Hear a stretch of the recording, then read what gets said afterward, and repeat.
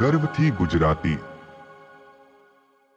ગરીબ ઘરની ગુંજનના લગ્ન થયા અને એ સાસરીમાં આવી। સુંદર આલિશાન બંગલો જોઈને એની આંખોને વિશ્વાસ નહોતો થતો।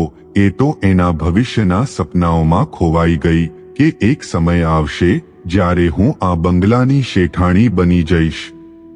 એટલામાં એની નણંદ લેખા બોલી, અરે ભાભી, તમે ક્યાં ખોવાઈ ગયા છો? ચાલો, હજુ તો તમારે ગૃહ પ્રવેશ કરવાનો છે। એના પતિ સાગર સાથે એનો ઘરમાં પ્રવેશ થયો અને એની નજર બંગલાની અંદર ચારેકોર ફરી રહી હતી। અંદર રહેલા આલિશાન ફર્નિચર અને બધા માટે અલગ અલગ રૂમ જોઈને એની ખુશીનો પાર ન રહ્યો। સાગર લગ્નના ભારે કપડાના કારણે એકદમ કંટાળી ચૂક્યો હતો। એને તો કપડાં ચેન્જ કરી ફ્રેશ થવું હતું, પણ એ પહેલા મમ્મીના રૂમમાં જઈ એમના આશીર્વાદ લેવાના હતા। લેખા બોલી, ચાલો ભાભી, મમ્મીને મળવા અને એમના આશીર્વાદ લેવા, પછી હું તમને તમારો રૂમ પણ બતાવી દઉં।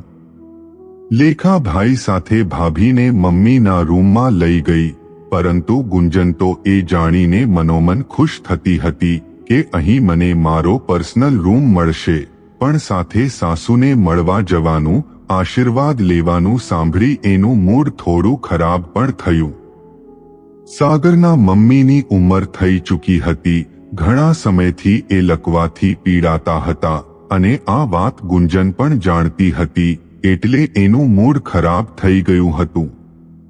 સાગરના મમ્મી જરાય હલનચલન કરી નહોતા શકતા કે ન બોલી શકતા હતા, જેથી એમની સેવા ચાકરી કરવા માટે એક નર્સ રાખવામાં આવી હતી, જે સવારના 8 વાગ્યાથી રાતના 6 વાગ્યા સુધી એમના રૂમમાં જ રહેતી અને એમની દેખભાળ રાખતી। એના ગયા બાદ ઘરના કોઈ એક સભ્યએ એમની દેખભાળ કરવા ફરજિયાત હાજર રહેવું પડતું। આટલા મોટા બંગલામાં સાગર અને એની બહેન લેખા એકલા રહેતા। એમના બંગલાની થોડે દૂર એમના માસી રહેતા હતા, જે અવારનવાર એમના ઘરે આવતા રહેતા। સાગર અને ગુંજનના લગ્ન એમના દ્વારા જ થયા હતા। ગુંજનના મમ્મીને સાગરના માસી સારી રીતે ઓળખતા। સાગરના માસીને થયું કે ગુંજનના લગ્ન સાગર સાથે થઈ જાય તો સારું છે। ગરીબ ઘરની દીકરી છે તો મોટા બેનની સેવા કરશે અને ઘર પણ સારી રીતે સંભાળી લેશે। આમ પણ મોટા બહેનની તબિયત સારી નથી રહેતી, તો એમની હયાતીમાં લગ્ન થઈ જાય તો એમના મનને પણ શાંતિ મળે। ગુંજન એના સાસુના રૂમમાં પ્રવેશી કે ત્યાં દવાઓની ગંધ આવવા માંડી અને એને હોસ્પિટલમાં હોય એવો અનુભવ થવા લાગ્યો। એણે મોં બગાડી નાક પર રૂમાલ રાખી દીધો। લેખા બોલી, ભાભી, જુઓ તો તમારા આવવાથી મમ્મીના ચહેરા પર ખુશી ઝળકી રહી છે। હવે તમે બંને મમ્મીના આશીર્વાદ લો, પછી હું તમને તમારો રૂમ દેખાડી દઉં। તમે ફ્રેશ થઈ જાવ, હું નીચે મહેમાનો માટે ચા નાસ્તાની વ્યવસ્થા કરવા જાઉં છું। ગુંજનને એનો રૂમ દેખાડી લેખા રોકાયેલા મહેમાનો માટે ચા નાસ્તાની વ્યવસ્થા કરવા નીચે ચાલી ગઈ અને સાગર પણ ફ્રેશ થવા ચાલ્યો ગયો। પોતાના પર્સનલ રૂમમાં જતા જ ગુંજન તો ખુશખુશાલ થઈ ગઈ હતી અને વિચારવા લાગી કે મારા આખા ઘર જેટલો તો મને મારો પર્સનલ રૂમ મળ્યો છે। નાનપણથી એટલા નાના ઘરમાં રહી, પણ હવે મારું નસીબ બદલાઈ રહ્યું છે। મારી નણંદ તો ક્યારેક પરણીને સાસરે ચાલી જશે, પરંતુ આ મારી બીમાર સાસુ મારા માથે પડી છે, એનું શું કરવું?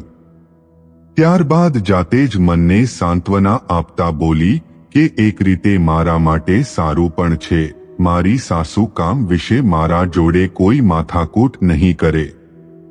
આખરે એમની ઉંમર પણ થઈ ચૂકી છે, તો કઈ વધારે નહીં જીવે, પછી આ બધું મારું જ થઈ જશે।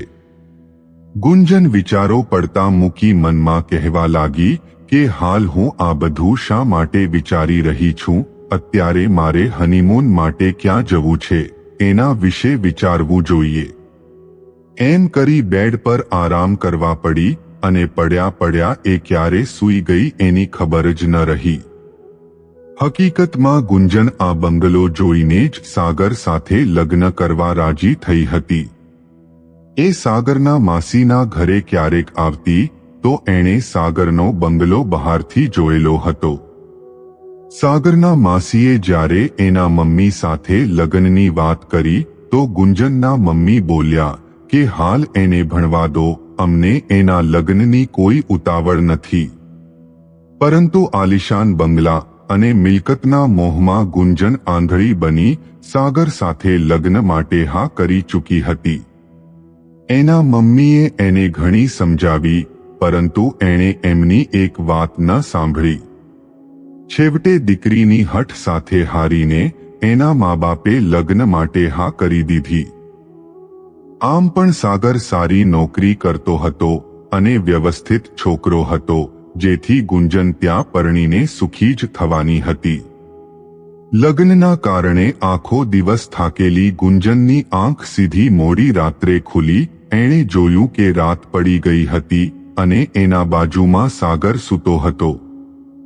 સાગર જ્યારે રૂમમાં આવ્યો ત્યારે ગુંજન સૂતી હતી તો એને ડિસ્ટર્બ ન કરી ઊંઘવા દીધી અને બેડની બીજી બાજુ જઈને સૂઈ ગયો.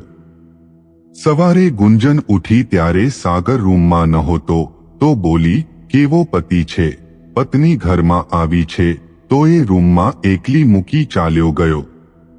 રૂમની બહાર જઈને જોયું તો સાગર એના મમ્મીના રૂમમાં હતો. લેખા એના ભાભીને જોતા જ બોલી, ભાભી, સાગર મમ્મીના રૂમમાં છે. એ ઉઠીને સૌથી પહેલા મમ્મીને મળવા જાય છે, એમના આશીર્વાદ લે છે, ત્યારબાદ બીજું કોઈ કામ કરે છે. તમે પણ મમ્મીને મળતા આવો, ખબર લેતા આવો.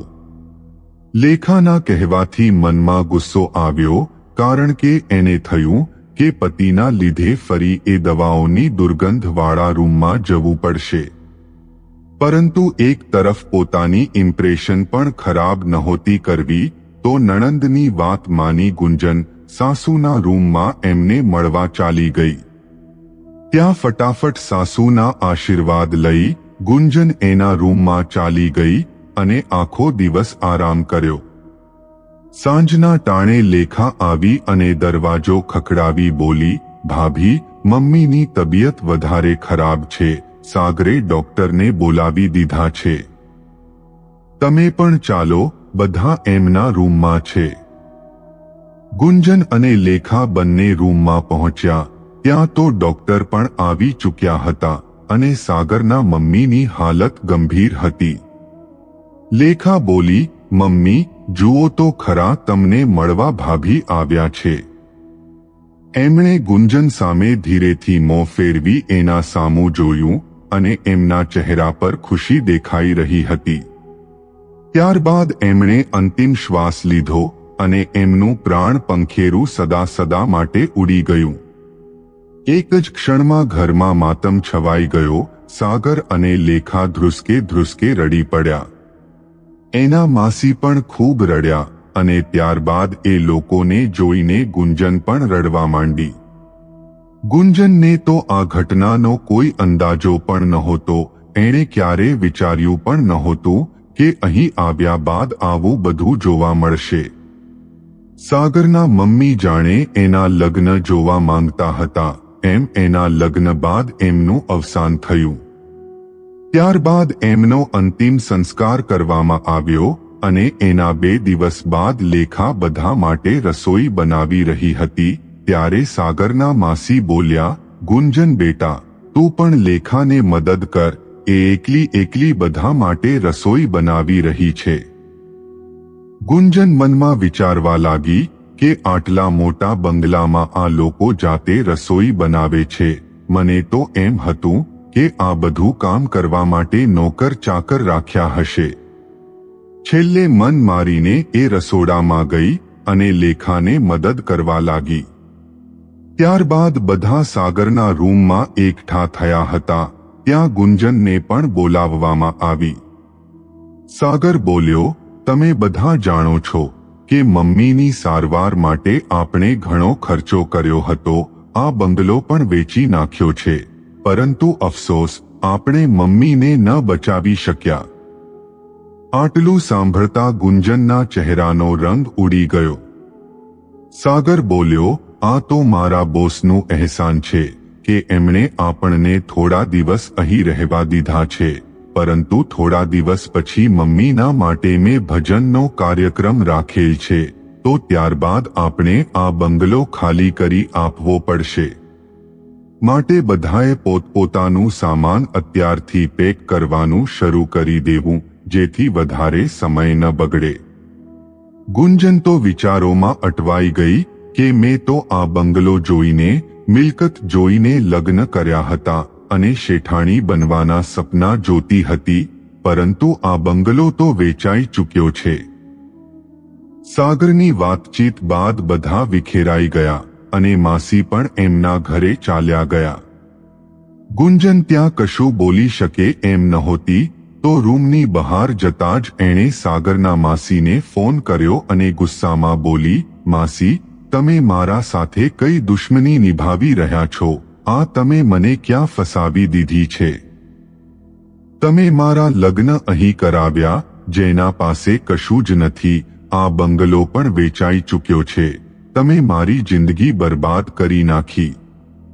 આટલું કહી એણે માસીની કોઈ પણ વાત સાંભળ્યા વિના ફોન મૂકી દીધો.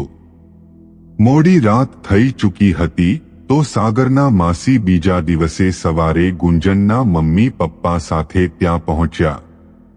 સાગરના મમ્મીના અવસાનના કારણે બધા એમ સમજી રહ્યા હતા કે ગુંજનના મમ્મી પપ્પા ખબર અંતર પૂછવા આવ્યા હશે. ગુંજનના મમ્મી બોલ્યા, ગુંજન ક્યાં છે? રસોઈ ઘરમાં છે કે શું? લેખા બોલી, ભાભી તો એમના રૂમમાં છે, એમની તબિયત સારી નથી, તો આરામ કરી રહ્યા છે, તમે એમના રૂમમાં જઈને જ મળી આવો. ઘરના કામકાજથી બચવા ગુંજન તબિયત સારી ન હોવાનું બહાનું કાઢી બેડ પર આરામ ફરમાવી રહી હતી. એના મમ્મી અને સાગરના માસી સીધા એના રૂમમાં પહોંચ્યા અને એના પપ્પા સાગર સાથે હોલમાં બેઠા હતા. મમ્મી અને માસીજીને એક સાથે જોતા ગુંજનનો ગુસ્સો ભડકી ઉઠ્યો અને બોલી, તમે લોકોએ મારી જિંદગી બરબાદ કરી નાખી. માસી, તમે તો આ પરિવારના સભ્ય છો, તમને તો ખબર હોવી જોઈએ કે આ બંગલો વેચાઈ ચૂક્યો છે, આ લોકો પાસે હવે કશું નથી. હું તો સપના જોઈ રહી હતી આ બંગલાની શેઠાણી બનવાના, અને તમે તો મને નોકરાણી બનાવી મૂકી. એના મમ્મી ગુસ્સે થઈ બોલ્યા, ચૂપ થઈ જા હવે, એક શબ્દ ન બોલતી. તારા માસીજીએ તને બધું જ સાફ સાફ કીધું હતું, પરંતુ તારી આંખો પર તો આલિશાન બંગલા, મિલકતની અને બંગલાની શેઠાણી બનવાની પટ્ટી બંધાઈ ગઈ હતી, જેથી ના તે એમની વાત ધ્યાનથી સાંભળી, ના કશું તું જોઈ શકી. સાસરીમાં આવતાની સાથે તારે શેઠાણી બનવું છે, પરંતુ કોઈ પણ જવાબદારી નથી લેવી. મેં તને ઘણું સમજાવ્યું હતું કે પહેલા અભ્યાસ પૂરો કરી લે, આત્મનિર્ભર બન, કમસે કમ ગૃહસ્થી જીવન તો સારું બનાવી શકે. પરંતુ તે અમારી વાત સાંભળી જ ક્યાં છે. સાગર સારો છોકરો છે, એની પરિસ્થિતિ એટલી પણ ખરાબ નથી કે તારા સપના ન પૂરા કરી શકે. તારે તો હમણાં પરણીને સાસરે આવી છે ને પ્રોપર્ટી જોઈએ છે. ગુંજન ચૂપચાપ એના મમ્મીની વાત સાંભળી રહી હતી. ત્યારબાદ એના માસીજી બોલ્યા, ગુંજન બેટા, તું મારી દીકરી સમાન છે, તારા લગ્ન ખરાબ ઘરમાં કરી મને કોઈ ફાયદો નથી થવાનો. ક્યારેક વડીલોની વાત સાંભળી લેવું આપણા ફાયદામાં રહે છે, પણ તું તો લાલચમાં આંધળી બની ચૂકી હતી. પરંતુ હજુ કશું ખરાબ નથી થયું, તારી જવાબદારી નિભા અને સાગર સાથે, એના પરિવાર સાથે સારી રીતે રહીશ તો બધું સારું થઈ જશે. સાગરે આ બંગલો વેચી નાખ્યો છે, પરંતુ એક નાનું ઘર ખરીદ્યું છે. એ સારું કમાય છે, નાનપણથી હું એને જાણું છું, એના જેવો છોકરો તને ક્યાંય નહીં મળે.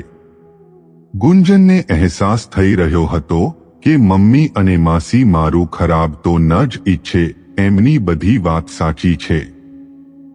ત્યારબાદ એના મમ્મી બોલ્યા, જો તારે નોકરી કરવી હોય તો પણ કરી શકે છે, જેથી તું સાગરને આર્થિક રીતે મદદરૂપ થઈ શકે છે, અને નોકરી ન કરવી હોય તો તું માત્ર સારી રીતે તારી ગૃહસ્થી સંભાળ, એટલું પણ સાગર માટે ઘણું છે. આટલી સારી સાસરી મળી છે, સારો પરિવાર મળ્યો છે, તું એકવાર વિચાર કે તારા આવા લાલચુ ઈરાદા વિશે એમને જાણ થશે તો એમને કેટલું દુઃખ થશે. મમ્મી અને માસી તો ગુંજનને સમજાવી ચાલ્યા ગયા. ત્યારબાદ ગુંજનને એની ભૂલ સમજાઈ રહી હતી અને પોતાને સાસરીમાં ઢાળવાનો પ્રયત્ન કરવા માંડી. સમય જતા એ સાસરીમાં સારી રીતે ભળી ચૂકી હતી. મિત્રો, પતિ પત્ની જો પોતાની જવાબદારી નિભાવતા સાથે રહે તો દુઃખના દિવસો પણ ભારે નથી લાગતા. જરૂર છે તો એકબીજાને સમજવાની, સાથ આપવાની.